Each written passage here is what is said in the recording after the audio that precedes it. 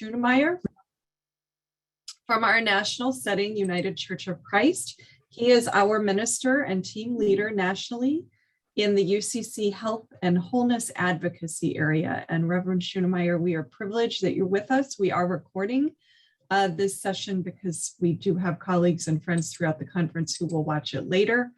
But I want to turn the floor over to you, and I'll monitor the time. Take the time that you need. We'll go a little over time. We know we had a time zone issue. And then once you're done, I'm happy to moderate questions that people can put in the chat, and I'll attend to those, or to just have a free-flowing conversation because we have a fairly small screen. So let me give you the floor and mute myself. Thank you, Stephanie. And hello, everyone. It's good to be with you today. I am here in Cleveland, Ohio, where the United Church of Christ is in between church houses. So we have moved from out of the church house at 700 Prospect and are in between being able to move into the new facility at 1300 East 9th Street, which is maybe about 4 or 5 blocks from where the 700 Prospect building is. And so it's been a little bit of a crazy time because we're trying to figure out how we do everything, absolutely everything remotely. Before we did probably 80–90% of our work remotely, but now it's everything. In any case, we've been at this for about 2.5 years now, with a lot of us working remotely.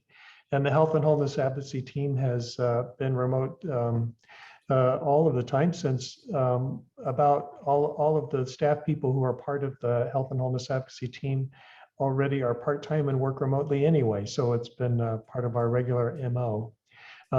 But it still happens that sometimes we get confused about our time zones, which happened to me just now. So glad I was kind of trolling my text messages and was able to hop on quickly for today.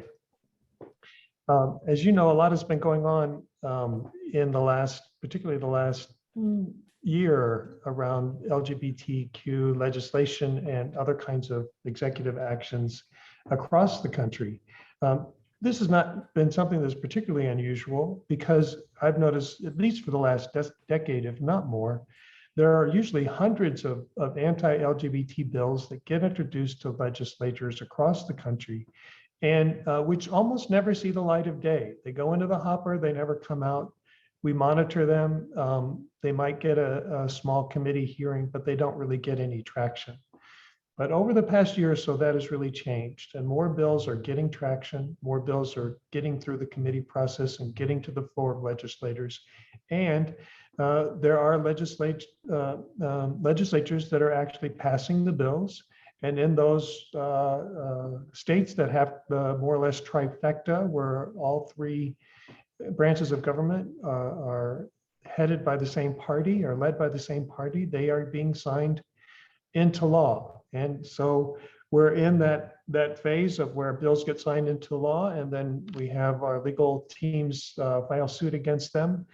And that's kind of an overview of where we are in some places. For example, Alabama earlier this year passed a couple of bills that are particularly onerous, and those are being challenged in the courts. And I'm happy to say that one of our UCC pastors in Birmingham is actually one of the lead plaintiffs in the case. In fact, it's his name that's actually on the name of the court case. And we're happy for that. In fact, as I've been in this role over the past nearly 20 years, it never has ceased to amaze me that when I call to find out who's working on something in a particular place where things are going on, I always find significant UCC leadership. And I know that's true in Illinois as well, because I've observed that happening and appreciate the leadership that folks in your conference have offered around these concerns and working for justice and equality. A lot of the bills that we're seeing across the country also are what many are calling kind of cookie cutter legislation, sometimes right down to the typos in the legislation. They'll be copied from one state to the next. And it's not that the legislators themselves are all that crazy about the bills, but what they know is that these bills get the attention of their voters, and it helps to hold their block of votes together and helps them get through, in particular, their primaries, which typically are the more conservative electorate. And then they have to moderate after they get through that. It's going to be a little more challenging this year because they've gone through their primaries. They've actually passed and had legislation signed, and it's going to be more challenging in some states. In the national setting, since early February, when particularly right after Governor Abbott in Texas offered the directive that actually put parents at risk who were supporting the gender affirming medical care of their youth, as the directive said that they could be charged with child abuse. We became particularly alarmed and more engaged. We began to work towards developing some statements and some resources that we issued for Trans Visibility Day, which is every year on March the 31st.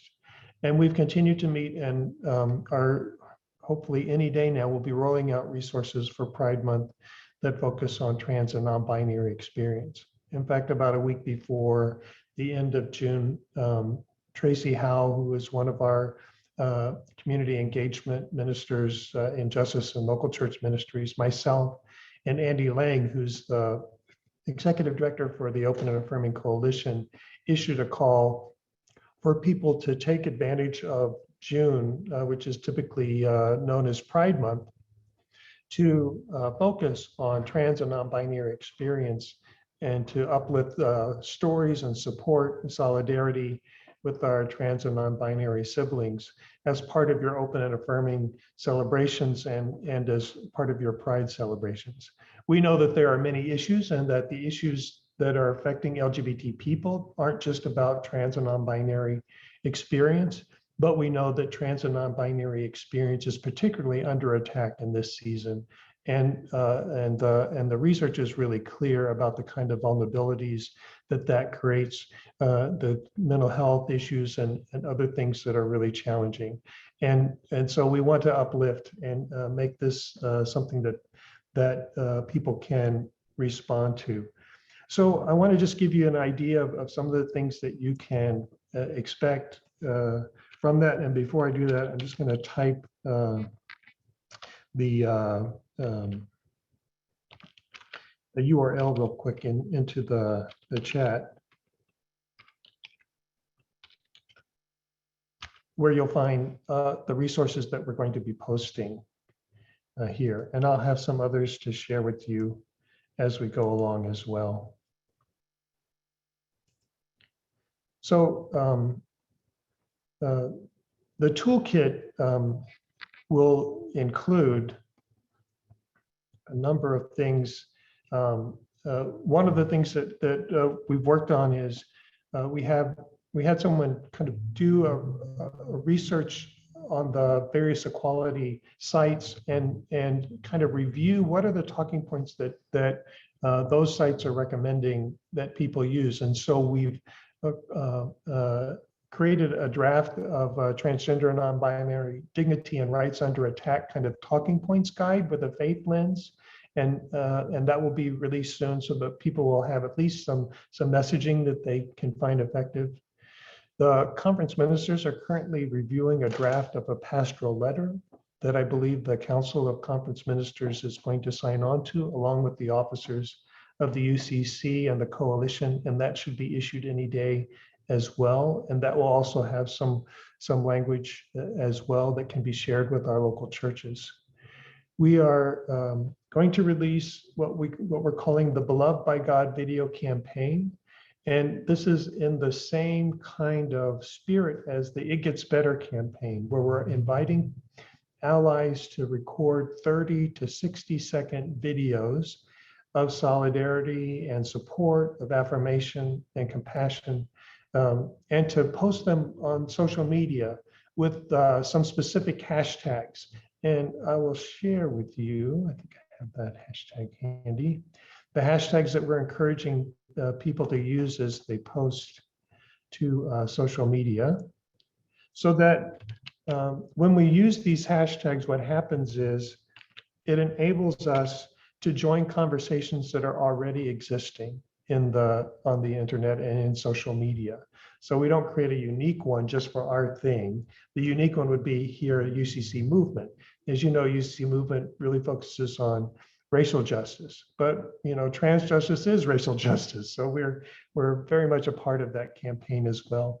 And so that's why we're encouraging that. And our social media gurus say this is the way we can get our materials more widely viewed. So we encourage you to use those whenever you post. There are some Our Faith, Our Vote resources that will be part of this. Tracy Howe has produced a song that will be part of this. We will have a sample newsletter article and some worship and liturgical resources that will be posted as well.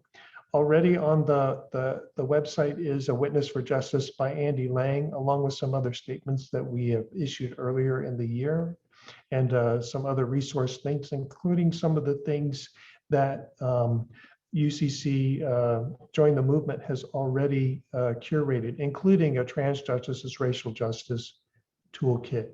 And I'll just put the link to that PDF in the chat so you can see that and have that available as well.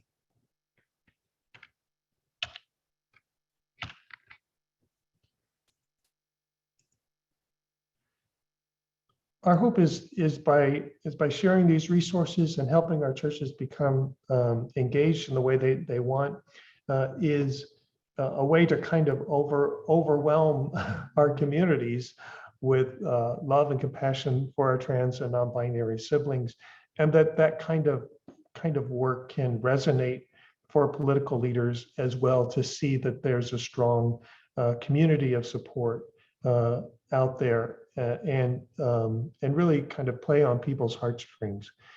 The other thing that we know is that the more we're able to create spaces in which people can share their stories, the better we're able to change hearts and minds, because it really is those personal stories. And that's also one of the reasons why we're offering the Beloved by God campaign, is because here's a chance to share in 30 to 60 seconds, a bit of your story, and to connect that to something positive that's out there. It's also important because so much of what the rhetoric that happens around this negative legislation is, really horrendous and takes its toll. And so having some positive messages that people can share, particularly messages that come from faith leaders, is so critical and important, and can help provide just the kind of support that people need and are looking for.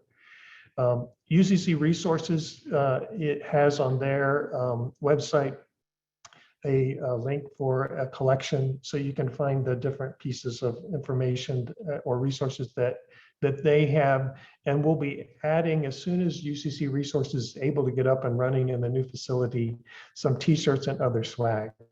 So one of the challenges of moving from one space to another is the warehouse challenge. And it takes a while to move all of those things to the new space. And they are right in the middle of all of that as we speak. And hopefully, I think next week or shortly thereafter, the UCC resources will be back up, and we'll be able to get the resources out to folks in the churches. I think those are the key pieces that I wanted to share with you about where the national setting is focusing its work. I can be happy to answer any questions, and maybe you came with a question that I didn't address yet, and you would like to ask that. But I'm happy to respond to whatever questions or comments that you may have.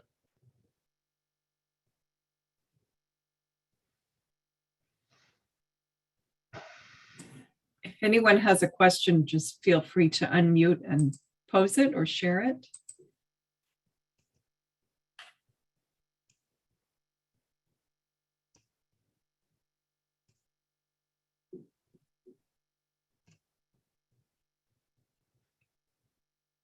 Mike, what were the items you anticipate being released soon? I wanted to make sure I caught all those.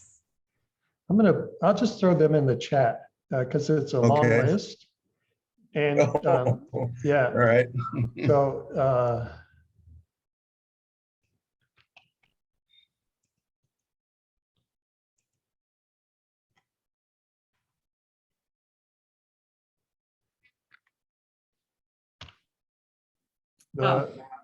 our Marcom team, our marketing and communications team, has invested in an app for toolkits so that we can more readily get a number of the toolkits that have been curated and developed over the past several months more easily online and more user-friendly. And so this toolkit is the first one out of the gate on that. And so they're still populating the toolkit with the resources that we've developed for the campaign and for this moment. And so they haven't told me the date that it's going to launch. I'm trying to get that information, and when I get it, I'll share it with you. But as I said before, the space that will be at that ucc.org/trans page. There are already some things there, and you'll find some links that are already there, some resources that are already present. But the more complete toolkit will be posted there as soon as it's ready to go out. I had anticipated it'd be ready by now, but you know, that darn pipeline, sometimes it gets clogged, and so that's where we are. All right, thank you.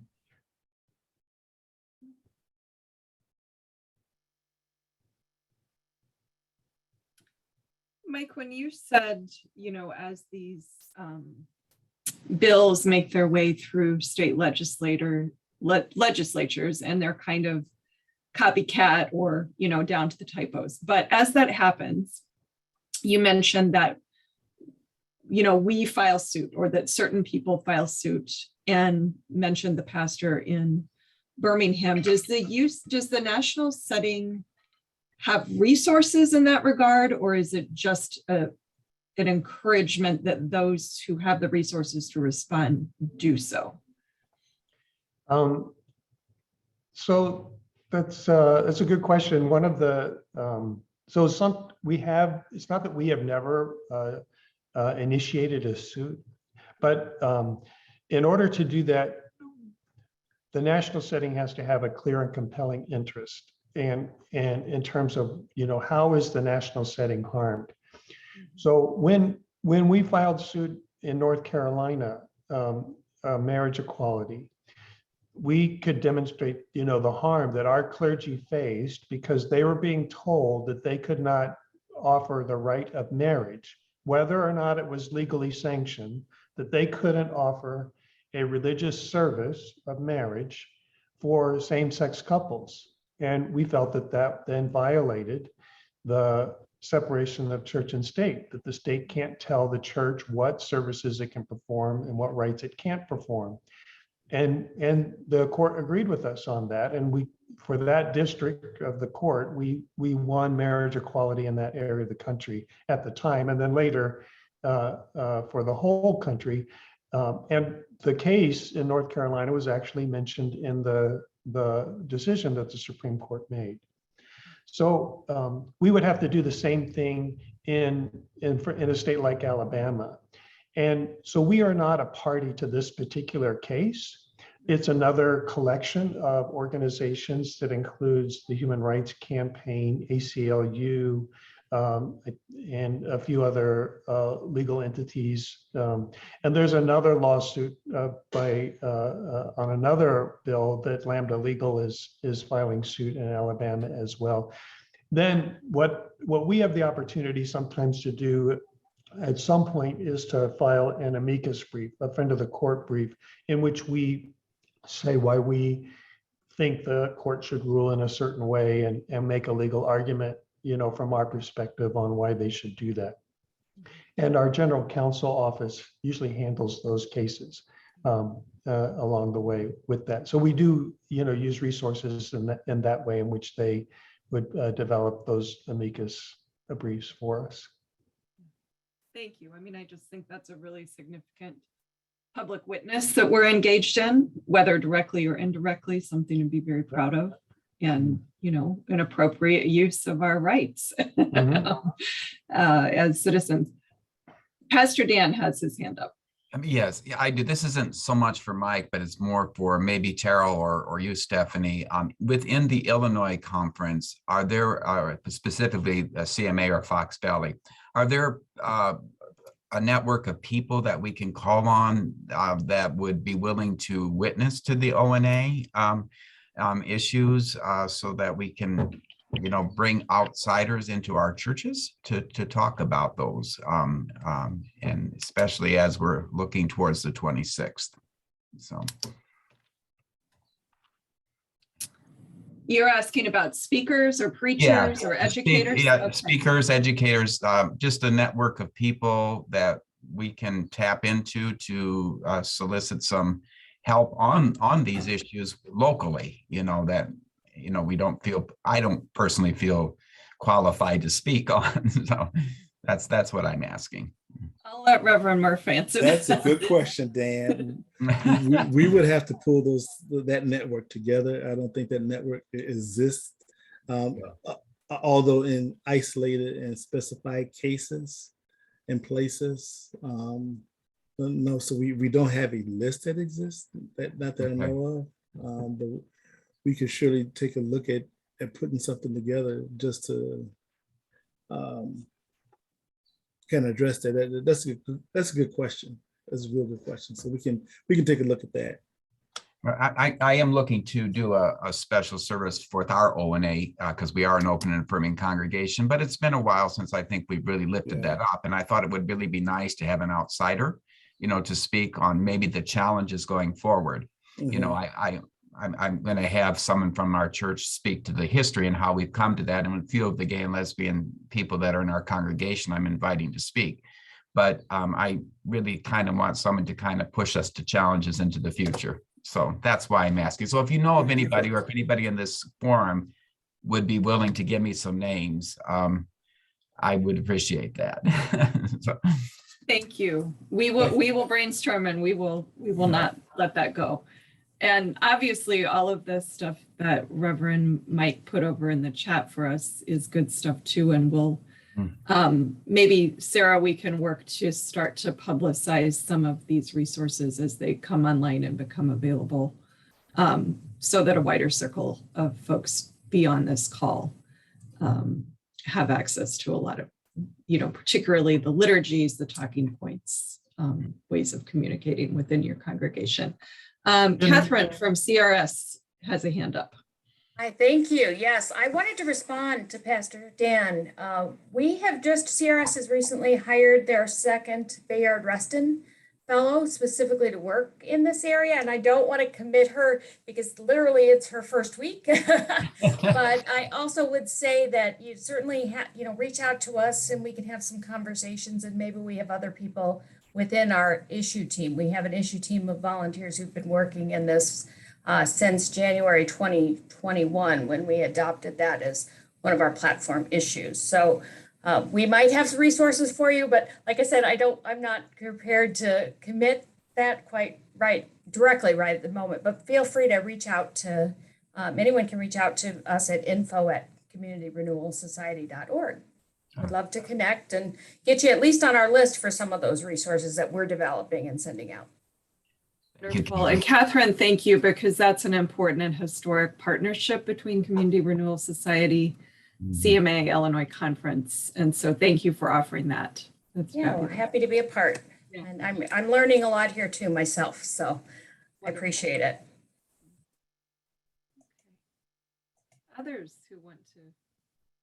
I would also offer. Yeah, I'm one of.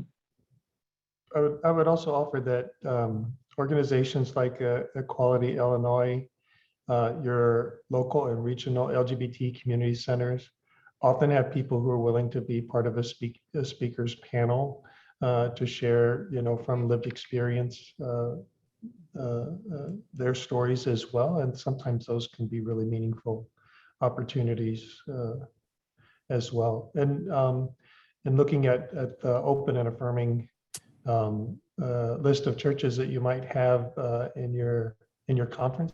It might be another source to connect with those pastors or congregations. Sometimes there are folks there that they know who'd be willing and able to come and provide support for a program that you want to offer.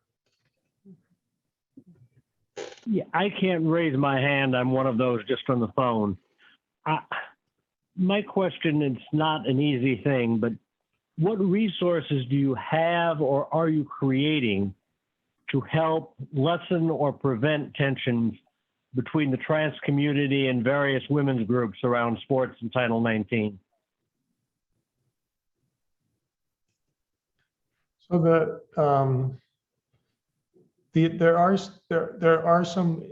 is information in the talking points document that we're sharing that helps to address some of the ways in which that argument has been framed, and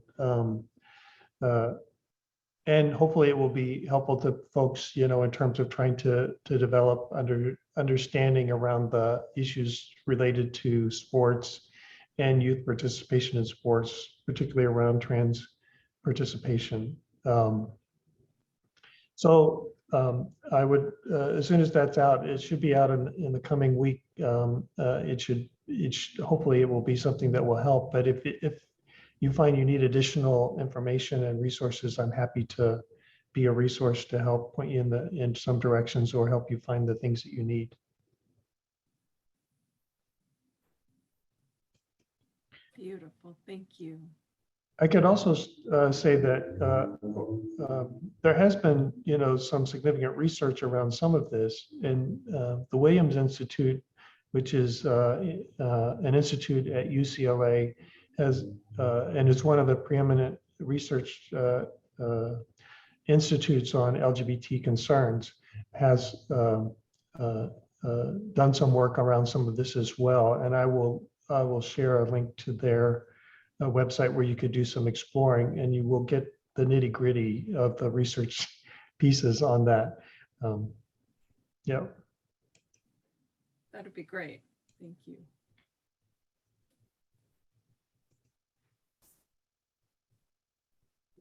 Other questions, responses, ideas?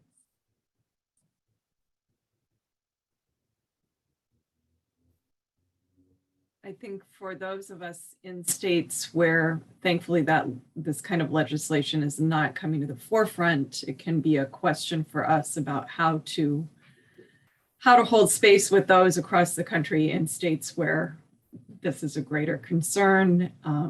And so we appreciate the kind of national perspective and advocacy and resources that you're sharing with us as we think about how to be in Illinois, but yet to be in solidarity with those who live elsewhere and are really on the front lines of trying to respond to and resist, or if this legislation passes, challenge and overturn.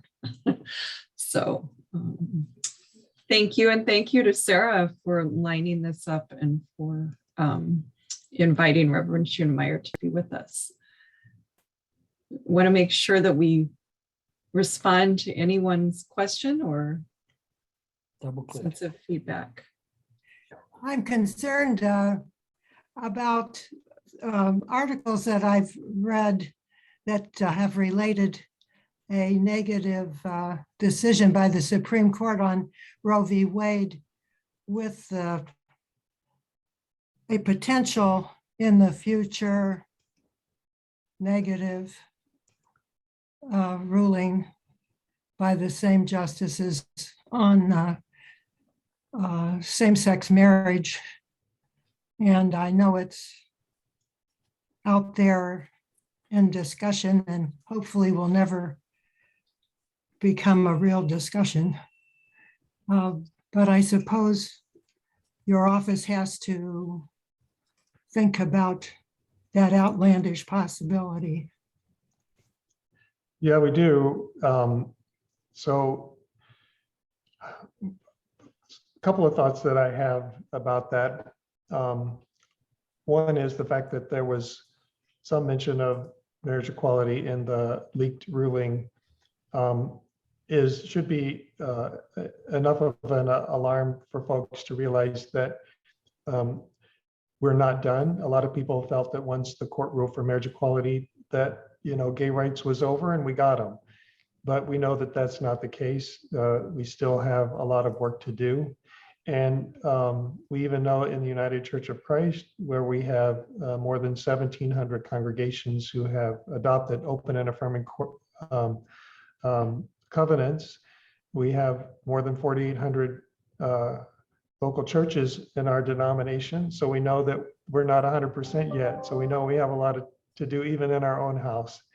And it should serve as a reminder that particularly whenever the pendulum swings towards more of that kind of nationalistic kinds of values, what some might call Christo-fascist values, that the people who are oftentimes immediately targeted by some of the extreme groups are the folks who have just won their rights. And we've seen that happen in history as well. And so our work needs to be stepped up, and we need to continue to do the work around education and having the conversations and building the community and support and making sure we're offering the pastoral care while we're out marching on the streets at the same time.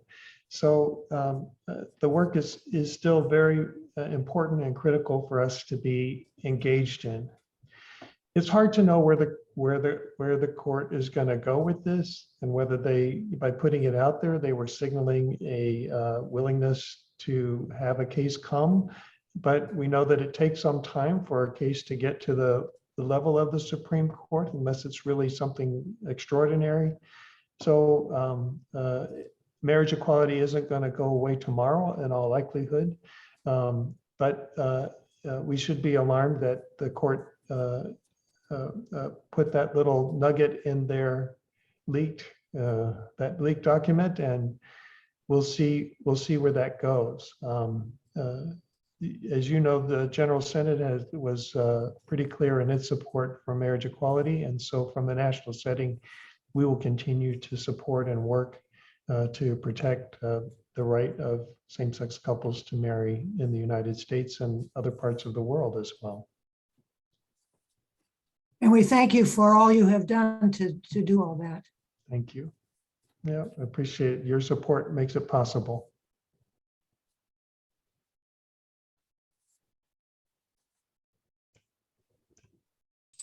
Any other questions or feedback as we move toward concluding our time together? And again, we want to thank Reverend Schuenemeyer for being with us and for bringing us this work and these links and these perspectives and the encouragement, frankly, that we do have things that we can do together as the United Church of Christ. I want to lift up Reverend Muriel John and her congregation, St. John's UCC Belvedere, Illinois. This past Sunday, they celebrated becoming an open and affirming congregation within the Illinois Conference UCC. She's not on the call, but we celebrate with them. And to your point, Reverend Schuenemeyer, there are many, many more churches that can undertake that work, who need that guidance, as Reverend Sather pointed out, and who can continue to move toward embracing that vision. So we're excited for the work that Reverend Muriel did and the work that her congregation affirmed on Sunday. All right. Well, thank you so much, everyone who has gathered. Sarah, I don't know next week's topic. If you know if we're meeting or you know the topic, feel free to share it. Okay. Yes. Next week, we will be joined by Reverend Dr. Ozzie Smith, who is the pastor emeritus at Covenant UCC in South Holland. And he'll be joining us to talk about the importance of Juneteenth, which is on June 19th, which was made a federal holiday last year. So he'll be joining us to talk about that. And then the following week, we'll be joined by Pastor Anthony Williams, who you may remember last year walked from Chicago to Washington, D.C. To address the issue of violence as a public health crisis. And so he'll be joining us to share some updates on where that movement is happening, where that movement is at, and the things that are happening around that, and then our conference update at the end of the month. Beautiful. Thank you, Sarah. And Reverend Mike, thank you for putting in the chat a website where we can track legislation in our own state. You know, we're fairly confident here in Illinois that that legislation is not going to emerge or gain traction, but one never knows. And so thank you for that opportunity for all of us as citizens and as just Christians, people living in the United States, to keep our eyes on that legislation. A reminder to those, yes. Well, I was just going to say, you know, most of us know people not only in our own state, but we know people in other Absolutely. states as well. And it's great to have those conversations. Some Yeah. of us actually might have connections where we have property in other places, and don't hesitate to be in touch with the elected officials in any place you have those kinds of interests, and to share what you think. And quality organizations in states where these issues are really at stake always could use support. And so if you have the means by which to support them, I hope that you will. And include and encourage your own equality organization to make sure it has a faith department that's working and connecting with faith and supporting faith leaders and the work that they do, and helping to provide those collaborative spaces so that ecumenically and interfaith faith leaders have a place where they can do their work together and have their voices heard, and help to do the kind of organizing of faith voices that's so key. Oftentimes, we don't even have to be in the majority of the faith voices, but if we make enough noise, it demonstrates, you know, that there's a balance of voices out there, and it can be very effective in helping to make sure that legislation doesn't see the light of day that's not good, and legislation that needs supported can get through. Amen. Thank you for that reminder. I think sometimes it's tempting to believe we're not in the majority, or to wonder about the power that we do have, as you say, particularly as people of faith, when the press toward the faith commitments in some of these discussions trends toward other denominations or other spaces. And so as a reminder, there are plenty of people of faith who can work together to respond in moments like this. So thank you for that reminder as well. A reminder to those affiliated with Chicago Metropolitan Association. Sarah has put in the chat, don't forget that we have our spring/early summer meeting this Saturday morning at 10 o'clock. You can register through the Zoom link. We're talking about clergy mental health, and I'm bringing a presentation about the state of search and call within the UCC and within the Illinois Conference, which is a large part of my portfolio. Some of that intersects with clergy mental health. And so we'll be doing business, but also caring for one another during our CMA meeting. So please get registered for that if you can. And again, a final thank you to Reverend Schuenemeyer for all the work that you do in our national setting on behalf of all of us. We're thankful for our partnership in ministry. Thank you to Sarah, as always, for coordinating the tech and keeping the chat and the links flowing. And we will adjourn and be back together next Wednesday at 3 o'clock to be with Reverend Dr. Smith and focus on Juneteenth. So thank you, everyone, from throughout the conference for being on this call. God bless you.